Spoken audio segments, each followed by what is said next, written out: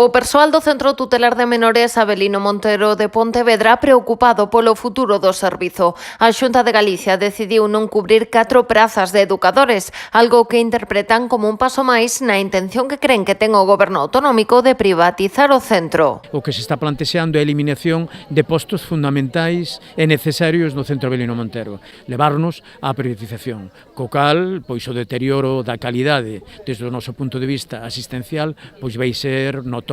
Hoxe concentráronse as portas das instalacións pontevedresas. Advirten que a Consellería de Política Social está a eliminar uns postos que son fundamentais. Actualmente o equipo consta de 25 profesionais, 12 deles educadores. Gastar cartos privatizando, pero si importa, pois utilizar os cartos, e digo utilizalos porque cando o centro ten unha capacidade pois media, baixa, os traballadores pois poden ser desplazados, e de feito foron desplazados en outros momentos para realizar e para reforzar outros equipos e outras intervencións fora do propio centro. Mentres a Xunta opta por reducir o número de profesionais, os sindicatos sinalan que as solicitudes de ingresos están en aumento. No caso do Avelino Montero, o Goberno autonómico reduciu a súa ocupación coa excusa das obras que están en marcha. Mais que perder personal, o que eles foron é baixando un pouco a ocupación, primeiro coa excusa das obras, despois, pero están derivando a privados, na maioría dos casos moitos, e ali si exixen un número de